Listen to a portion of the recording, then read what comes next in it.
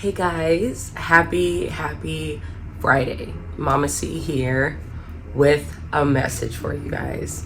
So today I'm so excited to come on here and make this video because God is just so good, and I know that a lot of things that I go through, other people go through, but like when maybe you're looking for this information, you may not find it. So I'm hoping that I bring some clarity to somebody else, and I help somebody else on their healing journey that I kind of walked through alone, but really not alone because I had God. So that's like more than enough help, right?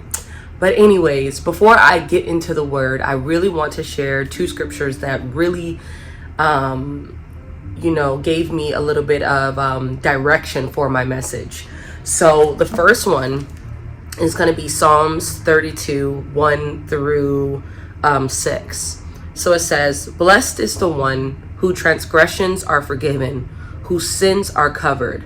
Blessed is the one whose sin in the Lord does not count against them, and in whose spirit is not deceit. When I kept silent, my bones wasted away through my groaning all day long. For day and night your hand was heavy on me. My strength was sapped as in the heat of summer. Then I acknowledged my sin to you, and I did not cover up my iniquity. I said, I will confess my transgressions to the Lord, and you forgave the guilt of my sin. Therefore, let all the faithful pray to you while you may be found. Surely the rising of the mighty waters will not reach them."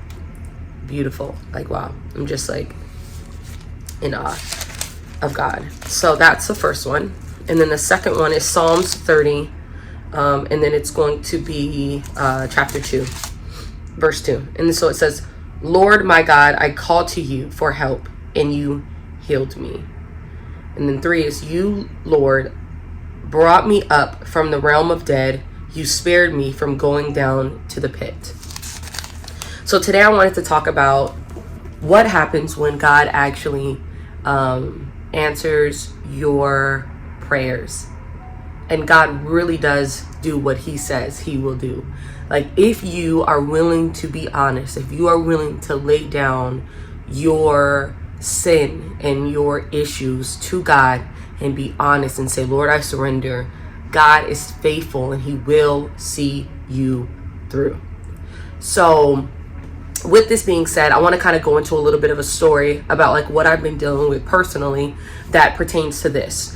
So if you look back, which I would most definitely advise you to go look back to my first video where I came on here and I was talking about dealing with overcoming PTSD, overcoming rape, overcoming some of the things that I dealt with.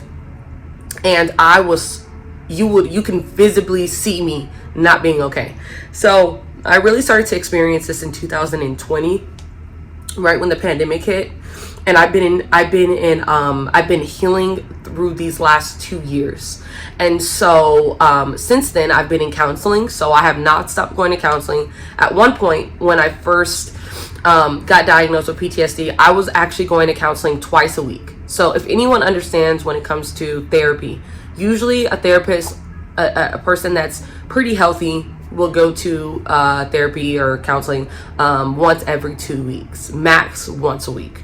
But I was going twice a week. So I was physically experiencing sickness. I was so afraid. I was not able to really function, to be honest. And I had felt like my whole personality had left me because I was so afraid. I literally had this idea in my mind that every day I would be raped or killed. And so at night I wasn't able to sleep. Just craziness that I was experiencing. And no one could understand the severity of what I was going through. So I literally had to turn to God. I literally had to turn to God for God to help me. So through counseling, through talk therapy, and then after about a year in, I was ready to kind of start doing environmental therapy, which is like kind of when you go into an environment and you retrain your mind to understand that things are different and that you don't have to be afraid. So with all that being said, I'm so excited to say that I finally have graduated from counseling. My therapist, I had one therapist for the first year. She moved on. And then my second therapist, she actually moved on too, because she's getting her doctorate's degree and she's working on getting her own practice. So she, we did our final session a couple days ago, and she's like, Sierra, like, you don't need me anymore. Like, you know what to do. You know who you are. You are just afraid to go, and I don't want to be a crutch for you. And she's like, honestly, she's like, you are a therapist. I'm just laughing. She's like, before I get done with you, I'm going to make sure like you have your own practice.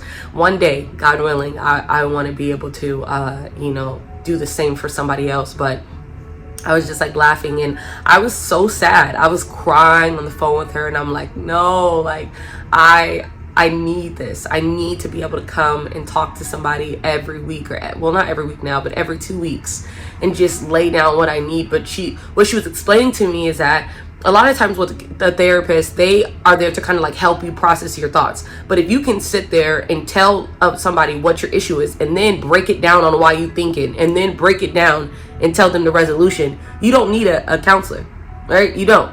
And so that's what I was pretty much doing. She's like, Sierra, you don't need this anymore. And she's like, I believe in you, and I know that you can do this. And I'm like, okay. So this is a big deal for me, because for the last 2 years, I have been so dependent on every, week or every 2 weeks, or at one point twice a week, I have somebody I know that's going to call me, that I can speak to, that I can go to, and that they can help me through whatever I'm facing. So that's ended. My last conversation was with her this week, and I'm excited for what's to come, and I'm excited for this next journey of me being on my own, and no longer allowing, PTSD or these diagnoses to run my life. But now that I'm starting to become free from it, or I'm free from it, like moving on. Okay. So that's one part. Then on top of that, throughout this PTSD process, I was on medication at one point. And so the medication I was on is called sertraline, and it's a complex pill. It deals with PTSD, anxiety, like depression. And honestly, it helped with the fear that I was like, it was just like a level of fear I can't even explain to you.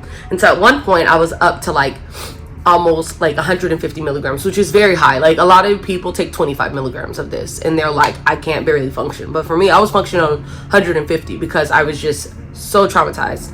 So over the years, I've been like wanting to kind of slow down, so I went down to 100, and then at one point I tried to stop completely, and it was a very bad process. I would not advise you to do that on your own. But then just recently, in the last couple months, I'm like, okay, like, I want to get off of this medication, not because I think anything's wrong with it, but because I've been on this for 2 years now, and now that I know that a lot of the things that I was thinking are not real, a lot of the ways that I was processing things were not healthy and were coming from a place of trauma, being traumatized, I know now that I can process through it, even if I do feel it. So I'm really excited to say that I'm all the way down to 25 milligrams right now, guys. And I'm on 2 days, no medication. And I'm just in awe of God. I'm like, Lord, thank you so much for, seeing me through this process, because I would not have thought that it was something that I could do. So then you're probably thinking, okay, so what about those scriptures, right? How does that pertain to what you're going through? So, but on the other side of those great things, right? God keeps his promises to us. We beg, we plead, we say, Lord, forgive me for my fornication, forgive me for my lies, forgive me for my attention-seeking ways, forgive me for my deceiving ways, promiscuous ways, whatever your struggle is, right? And then, to be honest, I believe that God could heal me, but a part of me would just kind of accept it, that this might be the reality of my life. So now that I'm here, now I'm back in reality. So sin wasn't as appealing to me, and I didn't struggle because I was traumatized. I was in the house all the time. I didn't want to go out. I didn't trust anybody. I couldn't be around men. I couldn't be around women. I was just like, no go. Like, I was off the map. If you see me, the only time you'd see me is at the grocery store probably. And even then, I'm like, don't look at me. I was like, not okay. So now I'm getting myself back. I feel like I have a personality again. I thought that due to the trauma that I experienced, that I was like, okay, Lord, like, I'm changed. I'm not this funny person. I'm not this happy-go-lucky person like I used to be. And I'm okay with that. Like, if I'm just this kind of like blank person that I can't really express my emotions because I'm afraid, then it's okay, you know, just protect me. But God is not a God that just, he doesn't just do things halfway, you know. He is in the business of restoring us 100%. So now I'm out here and I'm like back to myself. I'm like, I'm able to like talk to people. I'm able to talk to men. I'm able to talk to women. I'm able to go to events. You know, yesterday I went to the shooting range, and like a year ago I got a gun just for like safety reasons, for, you know, just for my household, to make sure I'm, you know, able to protect me and my kids. But my mom was laughing because she's like, Sierra, so you're telling me the only time you ever shot a gun was like when you first bought it? I'm like, yeah, like I have not shot a gun. I just shot it then. But yesterday we went to the shooting range. She was so shocked because I'm actually a pretty good shooter. I'm just saying, she said it, I did it. But anyways, so she's like, yeah, like you're a really good shooter. And I was there and I was okay, guys. Like the first time I went to shoot, I had an instructor with me, and I told him before we went out, and I told him, I said, hey, I have PTSD. I am not okay. You know, I need to learn how to shoot for me and my family. But other than that, I am terrified to be here. And so he took me to a private area and he let me shoot on my own. And so for me to be able to be in an area with people all around me, people are shooting, I hear gunfire, I have my things on and I'm able to shoot. And I was not, I mean, a little bit, you know, I was a little bit like, you know, jumping just because I'm, you know, we always alert. You know how it is when you're like, you hear gunfire, you ready to react. So I kind of still have that, of course, but like, I wasn't traumatized. And I was like, looking at myself afterwards, I'm like, this is insane. I'm like, okay, God. So I'm not the same person anymore. Okay, all right. I can accept that. So you're telling me, Lord, that you have healed me of a lot of these things that I was so deeply rooted in, fear and this trauma. And it's like, yeah, you know, yeah, see, like I have you. And I always read Jeremiah 29:11, where God says, for I know the plans that I have towards you, thoughts of good and not of evil, to give you a future and hope. And I have this on my arm right here, right? Oh, there you go. You see it. Okay.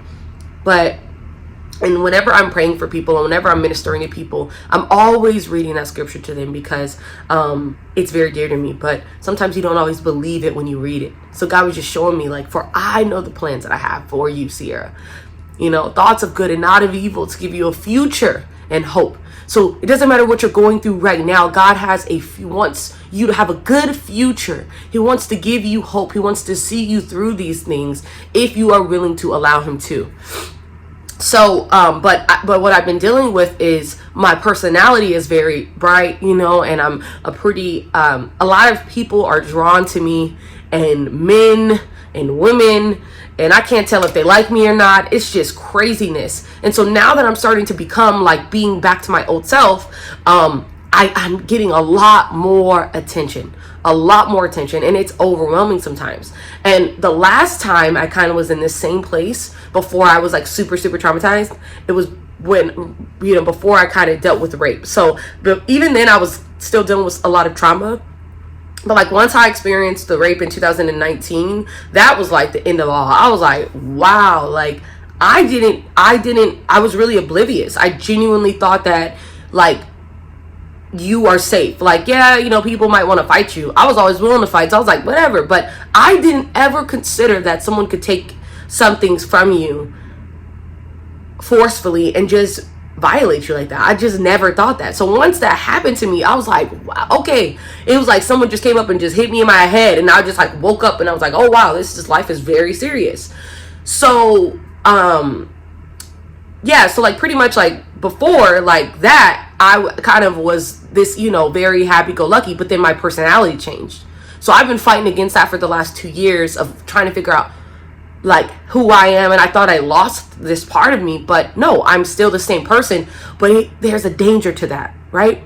Because sometimes when I'm out and I'm talking to people and people coming up to me and men are talking to me and women are talking to me, and I can tell like either a woman might like me or a man might like me or this, I'll start talking and I'll be laughing or something, and I'm not trying to be sexual, I'm not trying to be flirtatious, I'm just being me. And I'll catch myself and I'll be like, wait, this looks very familiar to how it was before, when you were oblivious, when you were just cheesing all the time, laughing, ha ha ha ha ha, thinking everything's great, and then you got caught slipping.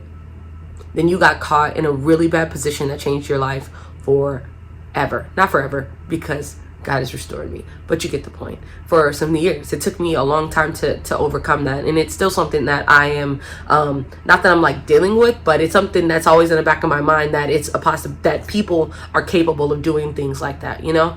So I was talking to my counselor before my last session, and I was crying. I'm like, I'm afraid of being myself. I'm afraid of this new person that I am, because I thought this version of me was gone. I thought maybe me being able to be this person that can go in groups and talk to people and love on people and be happy more and be out and about. Like, I'm able to do farmers markets. I'm going to major group events. I was never able to do that, guys.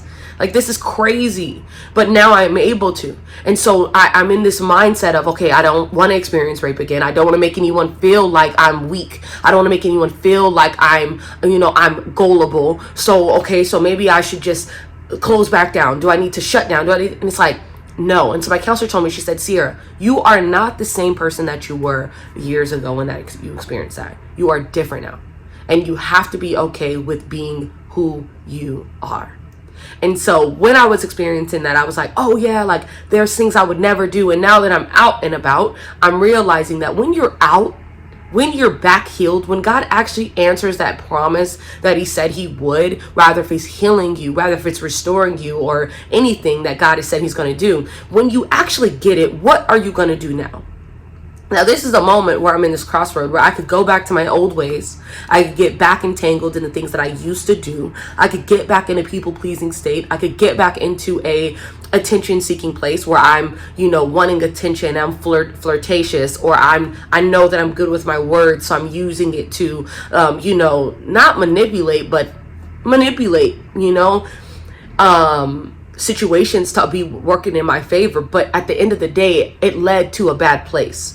So the biggest thing that I have had to do is every single day is I have to check my intentions. I have to get back to myself and say, okay, Sierra, like, make sure your intentions are right. Stay rooted in the word. Remember where you come from and understand that you're only here by the grace of God. And so I don't know, if there's anybody out there, kind of like for me, you made some mistakes and you were expecting God to do something, for you. And then once God did it, once God did that gave you that promise, or he did that miracle for you, now you're afraid. You're like, okay, so I have to start making choices again for myself. I have to. And with that being said, when you make choices for yourself again, that means you have the opportunity to make bad choices. That means you have opportunities to make good choices. But that also means that you are in control of your life again. There was a certain point of my life where fear was in control of my life, where the rape situation, the trauma was in control of my life, right? And I was just barely functioning. But now I'm in a place where God has released me from that. And now I'm in control of my actions again, right? Where now I am not this person sheltered and afraid, but I'm back to myself, and I'm happy and I'm able to talk. But there's a danger to that. There's a responsibility that comes with the promise of God. Man, that is such a good word, man. There is a responsibility that comes with the promise of God. And I don't want to mess it up. I don't want to mess it up. So today I just want to share that with you guys. And let you know that you don't have to be afraid to move forward. You don't have to be afraid to be your best self, but you do have to know that there is a responsibility that comes with it. Just because you're healed, just because God gave you his grace, just because God did that miracle for you, doesn't mean that you cannot go back to where God has set you free from. And you have to take this moment as a supernatural moment and understand the power of it, and to say, okay, I'm not going to mess this up. I'm different now. Okay, I'm going to make better choices, but I'm also not going to take away the possibility of me making mistakes. And I say that to say, man, I don't know if I'm able to say it, how I'm feeling, but okay, sorry. But yeah, so pretty much the core of it all. It's really for the ladies, you know. Men, I can't quite tell you guys how to, because I don't know what struggles men necessarily go through, but for us women, I know that relationships and men and love and affection and attention is a big issue for us, because that's what we want. And so, you know, when you do start to, I honestly believe there was a time where I had the energy that I was giving off and how I was not available for people to even honestly talk to me. Rather, if it was a woman or a man or a friend or anything, I was just like, hey, let's just keep it bare minimum. I'm barely getting by. I don't really want to talk. And that was for about a year and a half or so. And then it transitioned into a moment where now I can actually communicate and I can talk. So, but I also have to be aware that there's more men that are approaching me, that my energy is more welcoming now, that people may look at me and say, oh, wow, she's happy, she's this. Can I take advantage of her? Or they see me and they want to know, you know, I don't know. Like, I really don't know, like, what this next level entails for me, now that I am able to function in society, as a healthy adult. But it has been very, very scary for me. So I told my counselor, I'm like, okay, I know what I need to do. I need to just focus on being okay with being me. I can't change my personality. You know, I can't change the fact that God did what he said he would do. I can't change the fact that I'm better now, because that's what I want to be. I don't want to self-sabotage. I don't want to be traumatized forever, right? But I just have to, you know, be careful with how I maneuver in this next chapter. But I'm excited to I'm excited to grow, and I don't want to linger too more about this conversation, but I just feel like I'm missing a part. But another part I want to talk about is, the last thing I want to talk about is the boundaries, okay? So when I was in a traumatized state, I had a lot of boundaries. I had no issue telling somebody, hey, I don't like when you do that. Hey, don't touch me. Hey, do not touch my neck. Don't even act like you're going to touch my neck. Don't do this. I had no problem. And people were looking at me like, dang, but it didn't matter because I didn't care. I was in a place where I didn't care, like, how people felt about certain things. It's like, dude, I am not okay right now. And right now, my main priority is making sure that I am okay for me and my children. And so now that I am healed, right? Healing, and I'm becoming better and I can function, I can't forget those boundaries that helped me get to this point. Now, if I wouldn't have had those boundaries, if I didn't read those books, I didn't educate myself, I didn't put all that hard work in, because I can't just sit here and just say God just magically came and healed me. No, it was that God walked me through a specific steps on how to get to this place where I read so many books, you know. I was very careful with what I was listening to. I was very careful with what I was looking at. I was very careful with conversations that I was having. I had a lot of boundaries. And so now that I'm feeling better, right? If I go into this next season and I let go of all that and I say, okay, well, I'm good now. I don't need to read no more. I don't need to educate myself no more. I don't need to set boundaries no more. I don't need to, watch what I'm seeing or what I'm listening to anymore. I'm good. I guarantee you guys, I will be back in the same position, because you cannot play with your life like that. You have to take it that serious. Rather, if you're traumatized or if you're healthy, you will only be healthy as long as you take it just as serious as you did then. So now I'm learning. I'm like, Sierra, don't drop those boundaries. Okay? Don't drop them. Don't get comfortable. Don't stop educating yourself. Don't get out of your word. Don't stop hunger and thirsting. Don't stop repenting. Don't stop putting your sins and your struggles on the altar of God. Don't stop fighting for yourself because you get a little bit of relief, because you can go back. So I want to encourage anybody right now who has overcome some really serious things, whether if it's addiction or porn addiction, sex addiction, trauma, mental health, whatever it is that God has magically, not magically, but supernaturally healed you from. Don't let go of all the tools that you've learned on the way to get you to here.